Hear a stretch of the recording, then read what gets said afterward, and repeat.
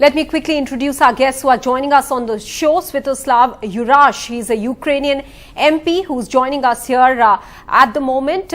S.T. Devare, former ambassador of India to Ukraine, and Fred Weir, Russian affairs expert, is also with us. But before I go across to my guest, let me bring in Vishnu Shom for more on this. Vishnu, what is the ground situation at the moment under the current circumstances of war, which you have extensively covered? How does this add to the woes? How is evacuation even going to be possible within this short span?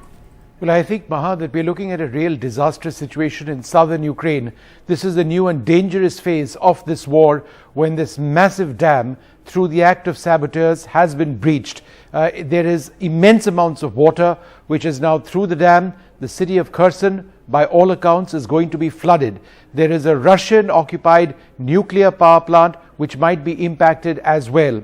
This comes at a time when there has been a renewed amount of fighting which has been taking place in Ukraine. Many suggest that this is the beginning of a new Ukrainian offensive which is taking place partly in the Zaporizhzhia area and partly in the Bakhmut area as well. The Ukrainians aren't really talking about what exactly is taking place, but we have learned that the going in the initial phases may not be very easy.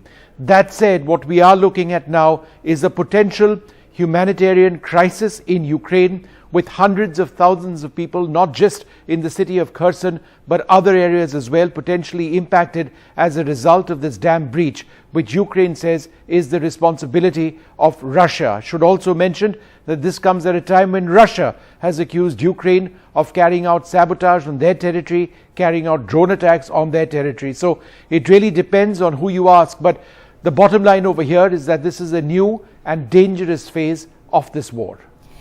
Vishnu, many thanks for joining us with all those details. Clearly, as Vishnu is mentioning, this is a new and a dangerous turn that this war has taken.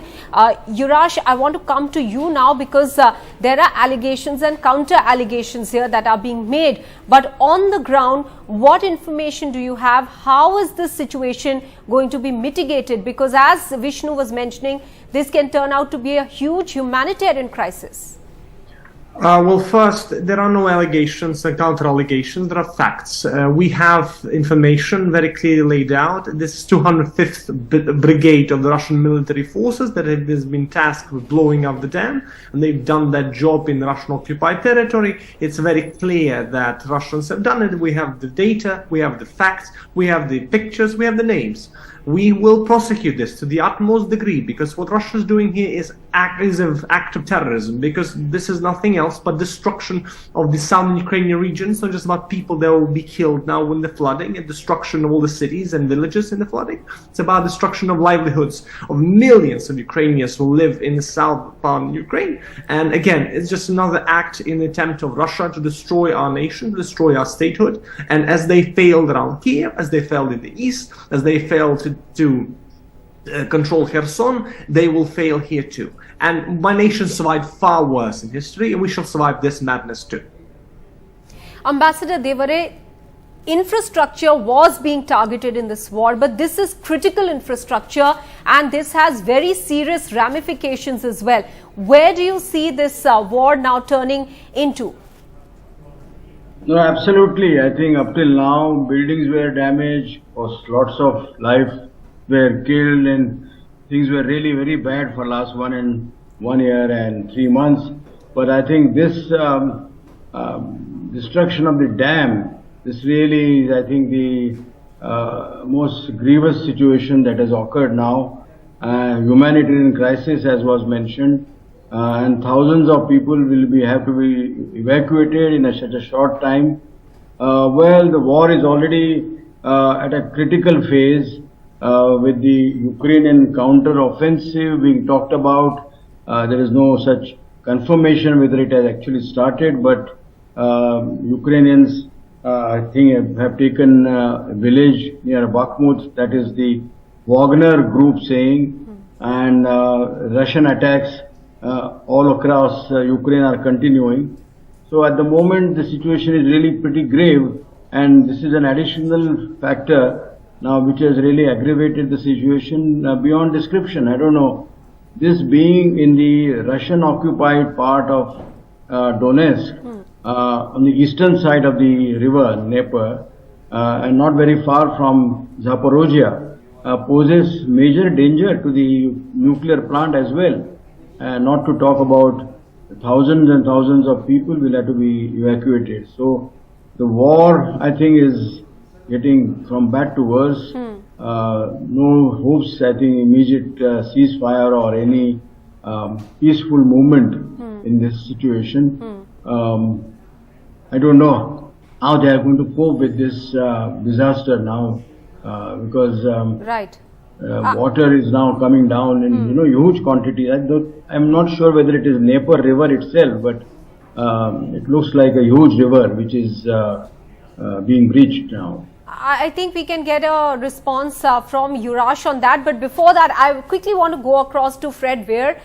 Fred Weir, what does this tell you about what Russia is thinking at the moment, considering that this very critical infrastructure, this dam has been damaged? The intention is not just to attack the critical infrastructure, hydroelectric power, but also to displace human lives. I think it's pretty clear that this is happening in the context of this military offensive, which does seem to be beginning. And whichever side did this, and it could have been either one, they both, in fairness, accuse each other, but whichever side did it for military advantage. So the flooding downstream in the Dnipro, perhaps the Russians are doing it to prevent a Ukrainian cross-Dnipro offensive. Only intelligence people would know this, or perhaps the Ukrainians did it because the left bank of the Dnipro River, which Russia controls, is at a lower level, so the most flooding will occur there. Minefields will be destroyed. So perhaps the Ukrainians did it in order to further their military objectives. It's a catastrophe. It's an awful thing, but it is a symptom of an escalating war. Yurash, first of all, what Ambassador Devare said, which river exactly is this that is flooding this entire area now? What is the capacity of this dam? Also, is Ukraine going to take up this matter at the international platform now, at the multilateral platform like UN? Because this is now, as I was pointing out, critical infrastructure that has been hit. It is Dnipro River. It is the largest river in Ukraine. It is for Ukraine as fundamental as the Ganges or the Indus River is for India. And for us, the fact of the matter is that basically the dam we're discussing today is one of the biggest dams that exist in Ukraine. And it's fundamental for many reasons. Flooding is one thing, and thousands that will die from it is one thing. But the destruction of livelihoods and the agricultural way of life of millions who live down the river is fundamental. Not to mention the nuclear power plant. It's not just any nuclear power plant. This is the largest nuclear power plant in Europe. The Zaporozhye power plant is a massive installation. And as far as the Russians are concerned, what we have right now already, we have published the facts point by point, structuring and pointing to all the facts we have at hand. 205th Brigade of the Russian army is the one that was responsible for doing this. We have the names, we have the footage, we have presented a great deal, and we present so much more in the national forum that you asked about. We will certainly be telling the world about another example of Russian terrorism in Ukraine and the utter example in humanity that Russia is exhibiting here, as well as in many other places. Again, it's not new for Russia to do this. In different parts of the world, they have shown their true nature. Ambassador Devare, this is being referred to as ecocide that has been committed at this juncture.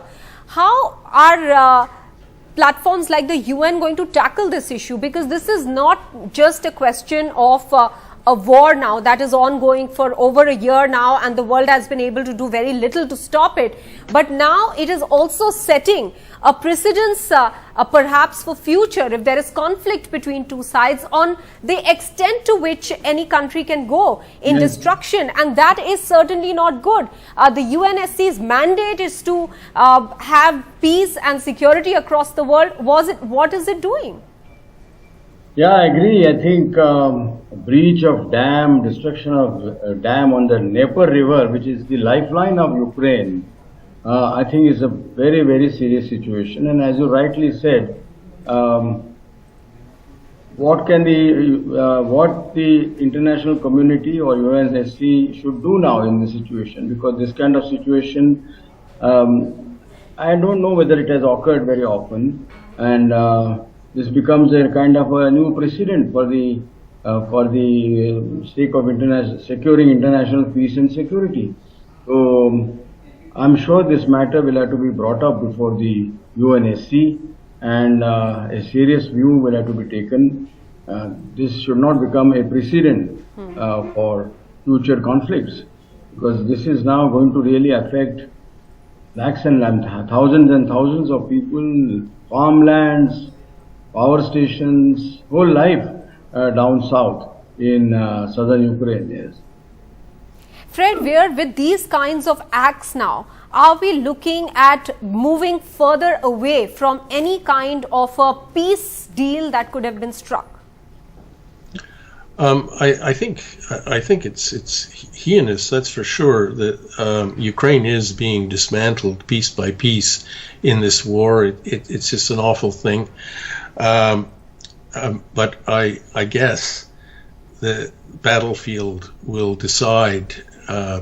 This is sort of a grim thing to say, but whoever wins on the battlefield will dictate the terms, and these things will then fall into place.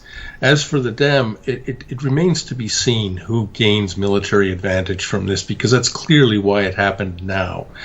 Let's wait a few days. We'll see what transpires, and we'll know who did it. But in the fog of war, so many aspects, Fred Weir, are never really truly revealed. Under these circumstances, when you are saying that the battlefield will decide the outcome, and doesn't it sound, unfortunately, very archaic? In a modern world, should outcomes be decided on the battlefield? We're two moral people talking to each other, and I totally agree with you. No, it shouldn't be like that, but it's an age-old story. We have a war. It's a real war. It's an existential war, and so far, the all wiser heads have either absented themselves. The West isn't doing anything to promote peace talks. Countries like India and China, Indonesia recently have tried to step up, but the sides are so far apart that you look at it and you can only see that battlefield developments will decide when they're ready to sit down and talk. It's an absolutely unfortunate situation. There is a constant escalation, as we are seeing. However, the world has been unable to put a stop to this war for the last over 1 year. Many thanks to all three of you for joining us here on this discussion.